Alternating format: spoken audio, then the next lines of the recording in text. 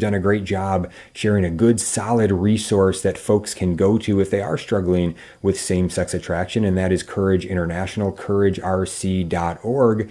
But as you were coming back to the church, did you encounter any of these groups within the church or any of these people within the Catholic Church who are actually trying to steer people in the wrong way with regard to this, and they're actually trying to put forth this claim that homosexuality is an identity, and that you're kind of trapped in this, and there's no freedom from this, and you're kind of a slave to the instincts and to the temptations, which is very contrary to what you are saying and contrary to what the plan of God truly is for us. But it seems that what they say is they want to actually change the church's teaching from within. They believe that they can change the church's teaching from within on homosexuality and such. And so did you encounter any of this? And specifically for those who might be just coming back to the church like you, how do they navigate this? How can they make sure to see these things for what they are and to avoid such groups and people?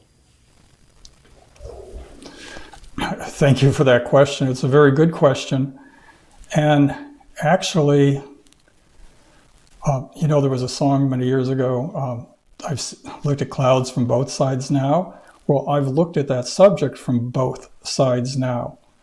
And I was on the side that would have wanted to change the church. I was on the side that would say this is how we're born, we have no choice, it's all about love.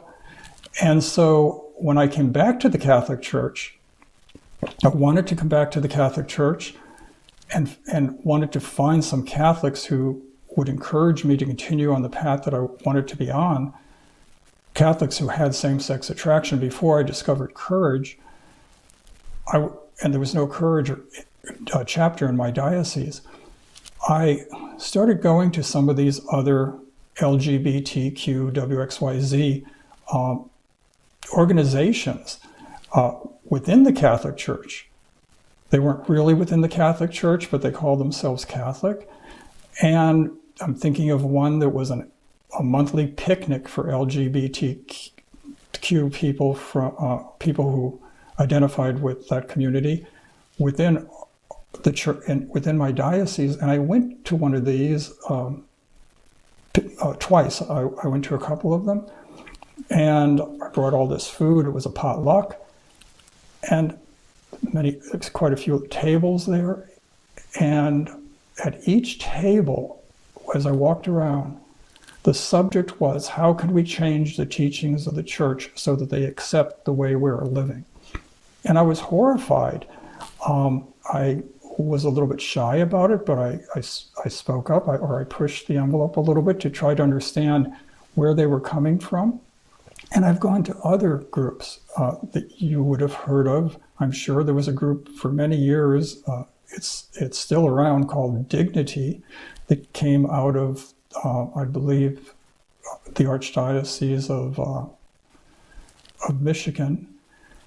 And each one of them, it's just like going to a social event where they're putting the Catholic Church down and, again, trying to change it. And for somebody like me, it's just so disturbing and so disappointing, because you've probably heard the expression, but if you're going to play basketball and you want to come with a football and say, I want to play, but I want to use this football, it's like, no, go play football. And there were so many other churches, unfortunately, that they fell like dominoes, one after another, that are now okay, unfortunately, with abortion, okay, encouraging people who want to get married to someone of the same sex. And so there are so many so-called Christian churches that these people can go to. I believe it's more of an activist approach because, like I said, I was a gay activist. And so where can people who truly want to follow the teachings of the church, because that was the church that Jesus Christ established? Courage is the only official Catholic apostolate that had approval from Rome from many years ago. And unfortunately, it's really it's really the best and only Catholic apostolate that I am aware of, and I think I'm aware of all of them pretty much, or maybe I should say one of the only, just to be fair, but it really is, for me, the only Catholic apostolate. And it's throughout the United States. It's in many, many dioceses, and we get together for meetings, and annually we get together by the hundreds, and it's the most beautiful, beautiful gathering I can imagine for people who want to follow the teachings of the Church who also happen to have same-sex attraction.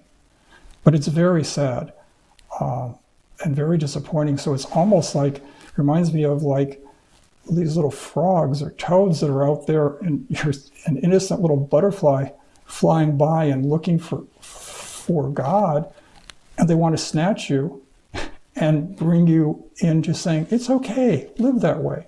And unfortunately, very unfortunately, there are many priests in confession who will say exactly that. Well, just try to be monogamous. Do your best.